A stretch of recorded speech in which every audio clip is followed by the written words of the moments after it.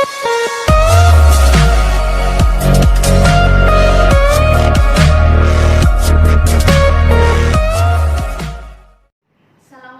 warahmatullahi wabarakatuh. Selamat pagi anak-anak. Bagaimana kabarnya? Semoga semuanya baik-baik saja ya. Hari ini kita akan belajar bersama. Silahkan disimak dengan baik ya.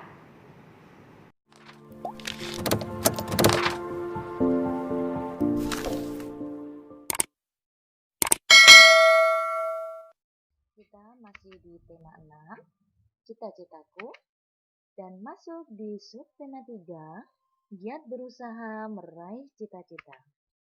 Dengan KB 3.2, membandingkan siklus hidup beberapa jenis makhluk hidup serta mengaitkan dengan upaya pelestariannya.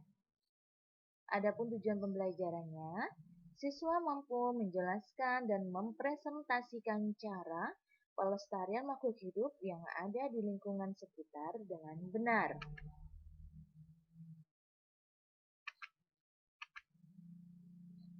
Pentingnya pelestarian makhluk hidup di lingkungan sekitar. Pelestarian makhluk hidup seperti hewan dan tumbuhan mempunyai banyak manfaat bagi manusia. Pemanfaatan yang bijak akan menjaga kelestarian hidup makhluk hidup di sekitar kita. Daur hidup makhluk hidup yang ada di alam pun akan terjaga. Dengan demikian, makhluk hidup seperti hewan dan tumbuhan dapat terhindar dari kepunahan.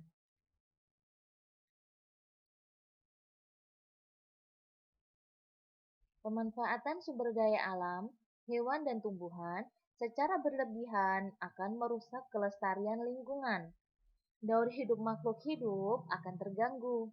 Akibatnya, lama-kelamaan jenis tumbuhan dan hewan akan punah. Oleh karena itu, pelestarian sumber daya alam sangat penting untuk kita lakukan. Beternak ayam merupakan salah satu contoh pelestarian makhluk hidup. Upaya pelestarian yang bisa kita lakukan yaitu dengan memanfaatkan kotoran ayam menjadi pupuk. Nah, di sini kita maksud dari upaya pelestarian, kita tidak memotong ayam, tapi kita tetap melestarikan ayam ini, tapi juga bisa memanfaatkan dari ayam tersebut. Nah, Ibu kasih contoh di sini memanfaatkan dari kotoran ayamnya bisa menjadi pupuk. Sebenarnya ada juga kita bisa memanfaatkan telurnya menjadi lauk pauk kita atau kita perdagangkan. Baiklah, selanjutnya beberapa penyebab kelangkaan hewan dan tumbuhan yang ada di Indonesia antara lain. Penyebab kelangkaan tumbuhan di sini dimanfaatkan terus-menerus tanpa adanya usaha melestarikannya. Sulit berkembang biak, terkena hama, mengalami kekeringan sehingga tidak memungkinkan untuk tumbuh dengan baik. Ini untuk tumbuhan.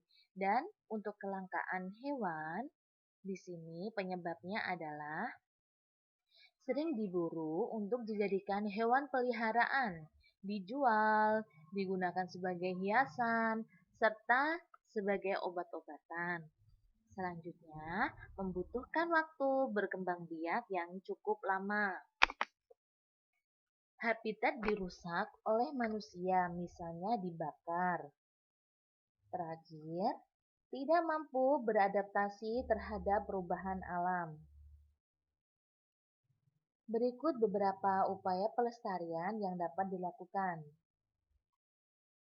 Penegakan hukum terhadap pemburuan hewan langka dan penebangan hutan. Dalam menjaga kelestarian alam di Indonesia, pemerintah membuat peraturan dan akan memberi sanksi bagi pelaku penebangan hutan dan pemburuan hewan secara liar. Tujuannya agar para pelaku tersebut jera dan memiliki kepedulian untuk melestarikan hewan dan tumbuhan.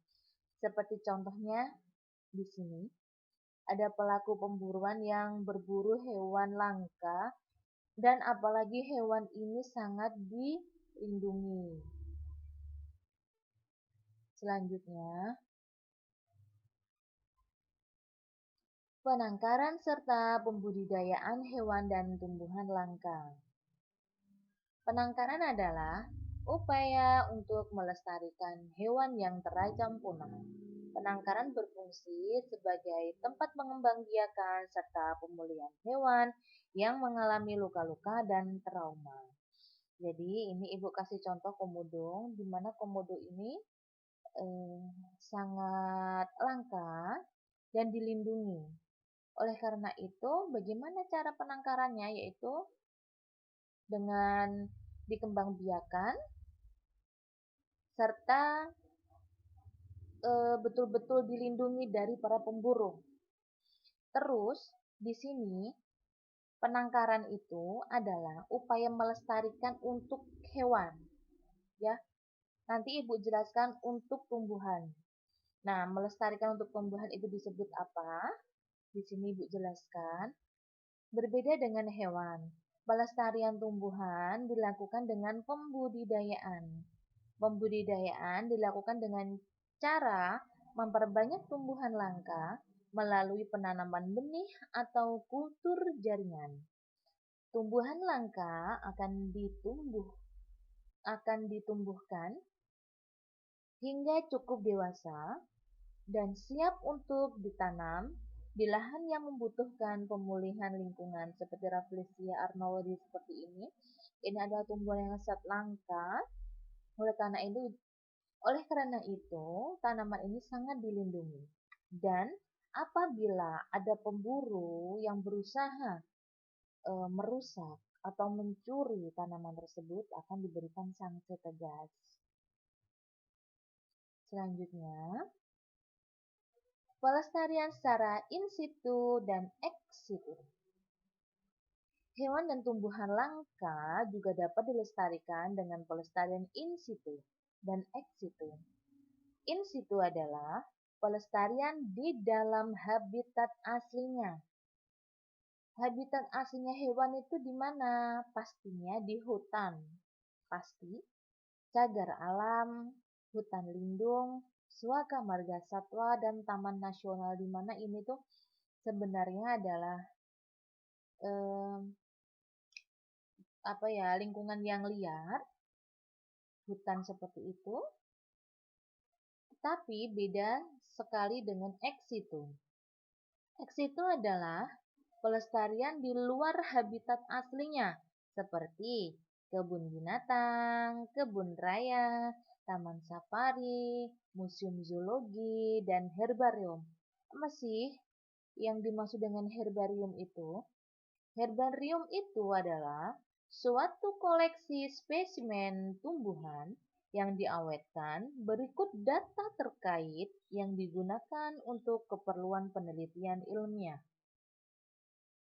Nah, dari situ Ibu harap kalian bisa memahami apa yang sudah Ibu jelaskan, dan Ibu ucapkan terima kasih atas perhatian hari ini.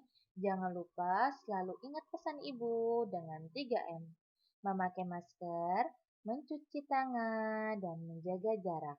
Ibu ucapkan semangat belajar anak-anak, dan wassalamualaikum warahmatullahi wabarakatuh. Bye-bye. Alhamdulillah, pembelajaran hari ini telah selesai. Ibu harap kalian bisa memahami apa yang sudah Ibu jelaskan pada pembelajaran hari ini. Oke, baiklah Ibu tutup. Cukup sekian. Wassalamualaikum warahmatullahi wabarakatuh.